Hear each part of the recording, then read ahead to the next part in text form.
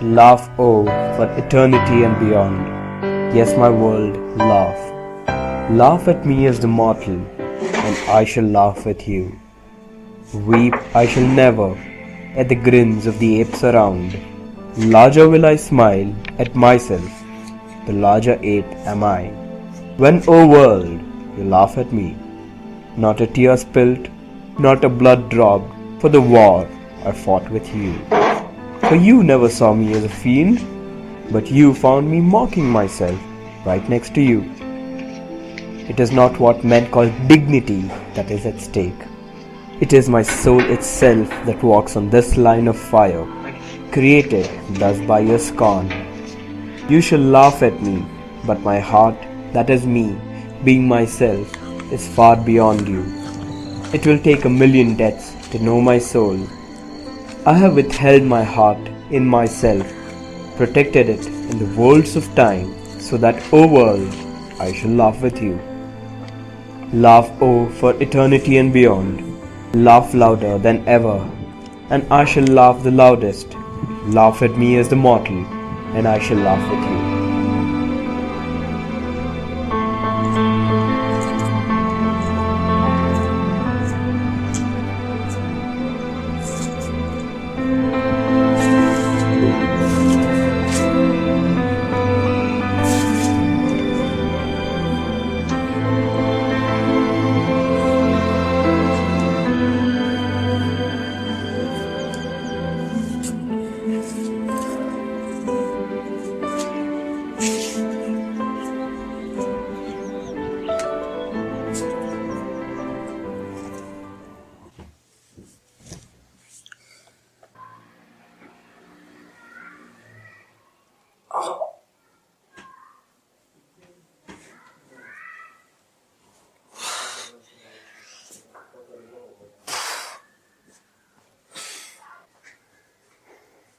Hey, Want something to drink? what do you have? Water? Oh, you're still one of those people who drinks water? Oh, yeah, okay. Water will do.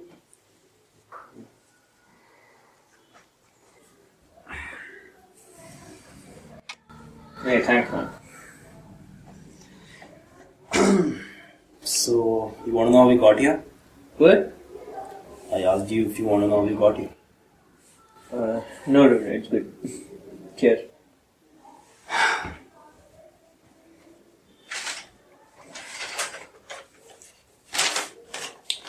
Did you write this?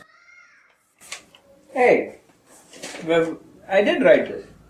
I wrote this in my 10th grade. See, this is my marks card. You wrote this in your 10th grade? Yeah, this is my marks card. See, I got 96 in math. Yeah. And I found this at the Belpuri wala. My Belpuri was password in this. Oh yes, I did sell off all my poems to the Raddiwala. You sold off all your poems to Raddiwala. Yeah, I mean, he was... Fuck. Why did you do that? Oh, I mean, he was giving... I needed the money and he was giving me 7 rupees a kilo and that was a good offer, so... Dude, this is fucking brilliant. You could have printed it or something. You could have printed it in a magazine. Nice one, dude. Little kid you are. Are you for real? Whatever it is. So how was the Belpuri? It was good. You know, I'm glad, because my poems have that effect on, stuff because it makes things tasty. You should really try rolling them and rolling some pot in it and smoking them. It really gives you a kick. Yeah, maybe the paper's a little hard and you should do that only when you're out of paper. But I think I have a couple somewhere lying around. You want some? No, I'm good. Oh, okay. Your call, dude. Anyway, dude, I'm Sagar. Varun.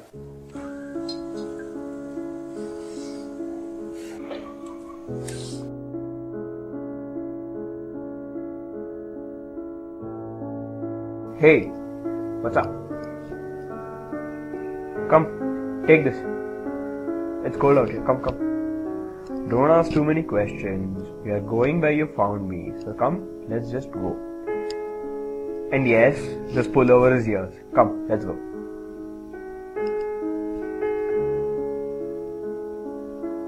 Fuck! Isn't this beautiful, dude?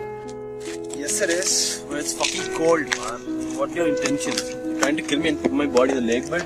Dude, shut the fuck up, man. I got you here because I wanted you to see this place in the morning. It's bloody beautiful. And maybe... Oh yeah, I have some pot. Maybe we can go up there and do pot. Oh, that's sad, dude. I pity you. Grow up. Maybe we can... every man should do pot. Dude, life is so much more beautiful, dude. I really don't understand the point in doing drugs. Doing drugs means losing control over yourself. Yes, I do drink, but I never got sloshed. And doing drugs means losing control, and losing control means going insane. Who don't want to go insane?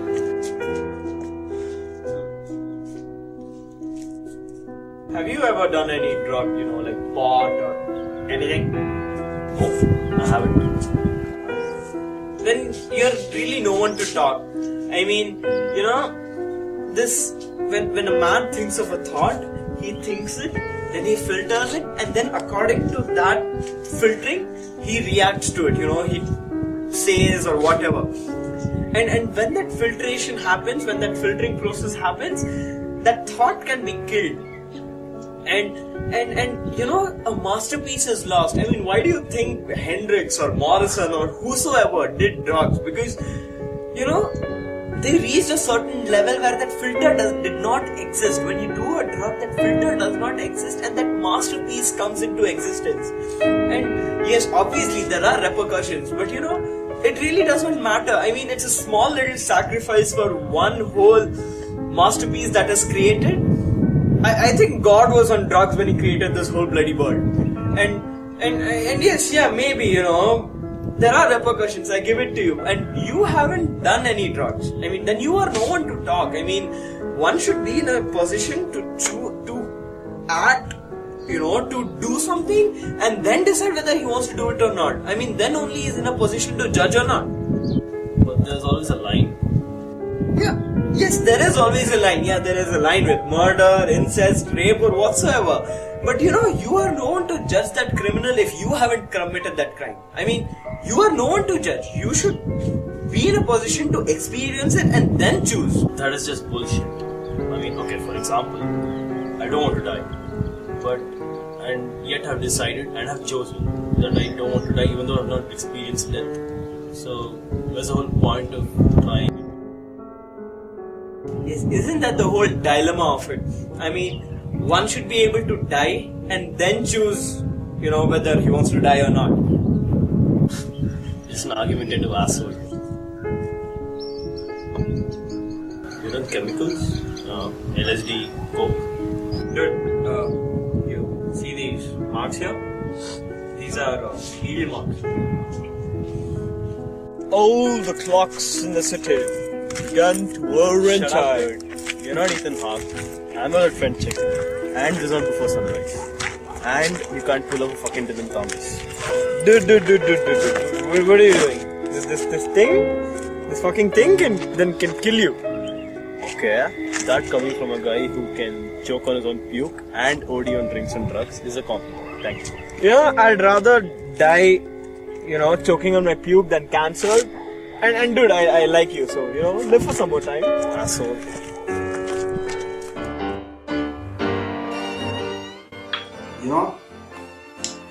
It does take two to tango. What? I said, it takes two to tango.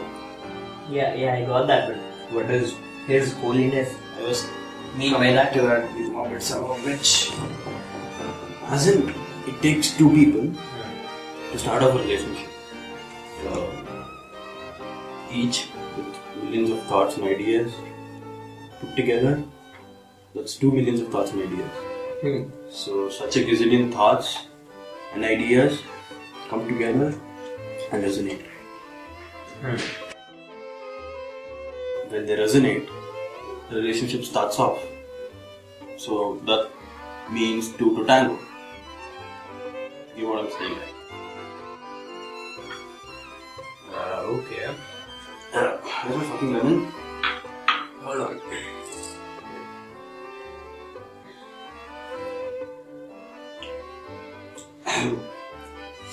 Okay. I like a girl. I really like her. But that's not enough. She should like me too. And our thoughts should resonate. Love is just not enough right now. I mean, the art of seduction is lost. It's gone. It's like nothing. So you need two people to tango. You need two people to start a relationship. It's just like sex. Shagging just doesn't do it anymore. My lady fellow is getting horny now? Dude, you get what I'm saying, right?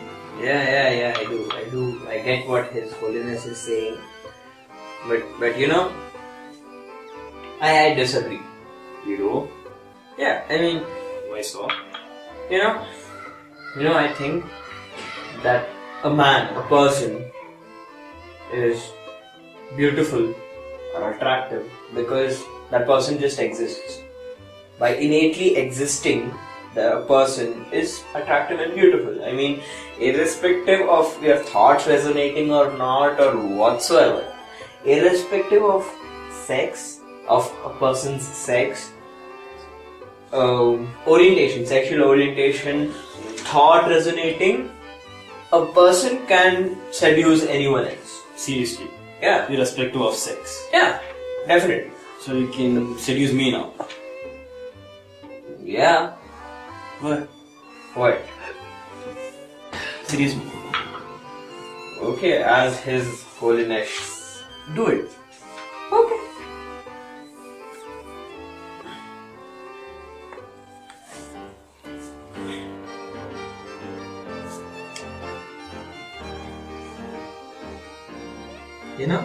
These hands, strong hands, these. I mean, You are a survivor, dude. No way. I'm not saying this because as of now I'm supposed to be seducing you. I wanted to let you know since we met. You know, okay, maybe not since we met, but for some time now, I needed you to know that I'm glad I found you. You know, I'm very glad that I found you because it's lonely out there, man. You go out there, it's so fucking lonely. I'm glad I found you. School must have been hard for you. I mean, I guess you were in a band and let me guess, guitar? Bass guitarist. A bassist. See, they're also a supportive role. You know, you are a foundation. Strong hands these. The band fell apart, so you didn't do that well in your academics. It was bad. I mean, I was the black sheep of the family. I was bad at school. The responsible one. And my older brother is taking care of the family now. And these constant comparisons, they were like, you know, and I just left home. And I joined the BPO. Like I said, dude, you're a survivor. You joined the BPO. And all of that. I mean, you're surviving, dude. I mean, BPO must be hard on you. The odd timings and you talking in an American accent to a no good American with a false American name with that shitty accent of theirs. Must be annoying. Yeah, I have no fucking clue, dude. I mean, I tried my best and I still fucking end up there. I mean, the fucking loss of identity is so not fair. It's like, you know, suffocating me. I get it, dude. I get it. I really do. I mean, it must be hard, you know, but ultimately you're a survivor. You are saving up for your future. You're working at that fucked up BPO because you want to live, dude. I mean, I really don't know when you were held in someone's arms and you just slept there, you know.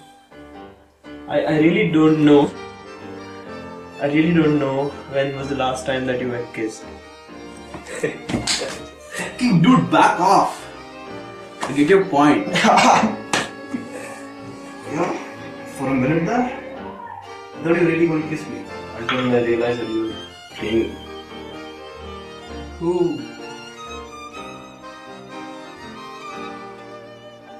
Who says that? I mean, how do you know that I wasn't going to kiss you? I mean, how do you know that I was just playing you?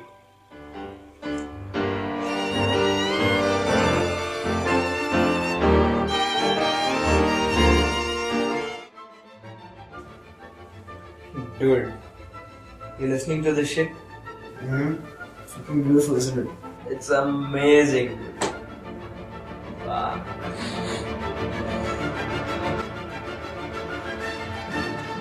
You know,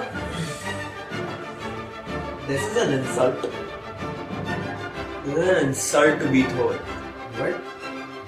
Yeah, it's an insult, you know. What do you mean? I mean, you know, when Beethoven wrote his ninth, he wrote his piece, he wrote it with a certain idea, you know. And by the way, Beethoven was deaf. Did you know? Yeah, Beethoven was deaf and he fucking composed all of this. I think by the time he reached 20, he was completely deaf. And, you know, he wrote this with a certain idea, you know. And when other people listen to his piece of art, it gets corrupted because you listen to it and then that person tries to interpret that piece of art with his own ideas, and that is dirtying it, like corrupting it. It is a rape of art, you know. I mean, Beethoven was deaf, so he probably just thought up those, you know, he felt the notes. He never heard them. So if he did not listen to it, then he did not interpret it. He just felt it. But you know, when a person listens to something like that, a piece of art like that, or reads it, say poetry or anything, painting, and he tries to interpret it according to his own thought, that is an insult, dude. That's an outright insult. And I think every piece of work that has ever been made should be immediately destroyed. You write it, look at it, maybe smile a little, and then destroy it. Because this fucking world is not worth understanding. Because they will not understand that piece of art.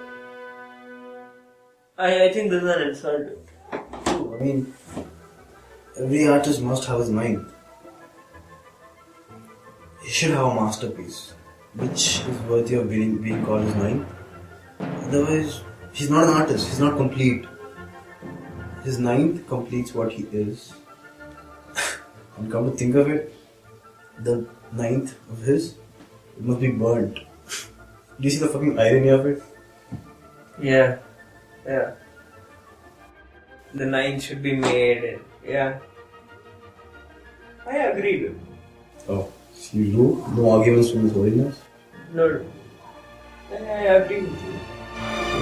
Sure. I love you.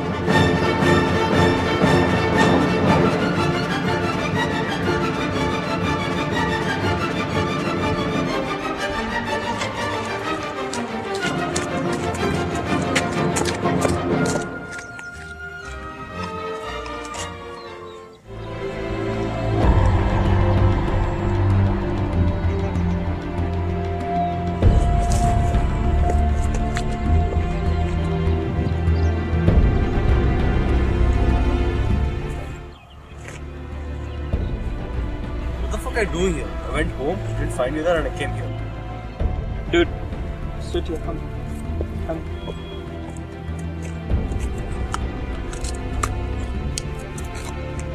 What the fuck are you doing? I realized that you were right. Every artist needs his ninth. And I went through my poems, none of these are worth my ninth. So you're burning them? Yeah, I mean, I want to be complete. I want to be true. None of these are worth my ninth.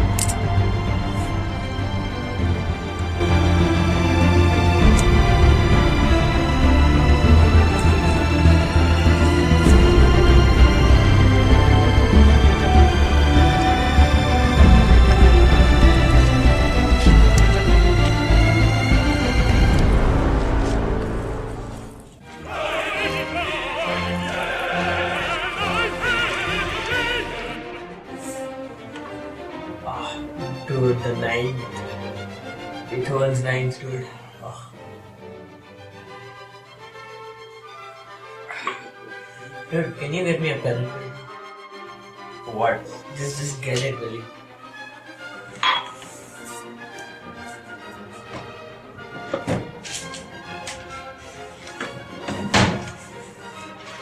I'm taking a sip of it.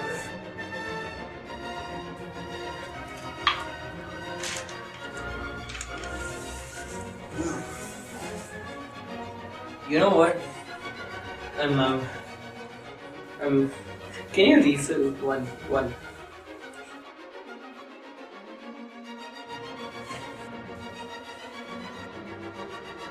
This is beautiful, dude. The life. I love you. Have I told you? No. I love you. So what are you writing? I'm writing my nine. I have to write my nine because I want to be complete. I want to be complete as a writer, and I'm going to write my nine. Go ahead. The ninth.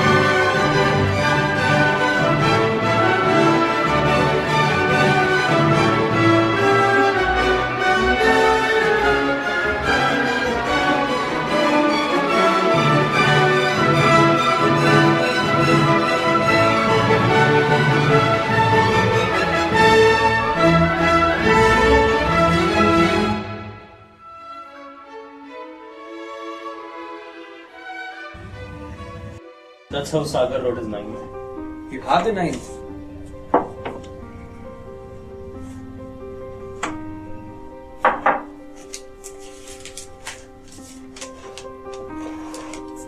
What the fuck is this? This is his ninth. He wrote his ninth for himself, and he destroyed it before I even could see it. And he just told it to me, and he thought that I was the one who's worthy of listening to it. So there's no ninth. It's just heard by me. Where is he now? Who's Sagar? The next day I go home, and I find him OD'd on coke. He died after his ninth. He died completely.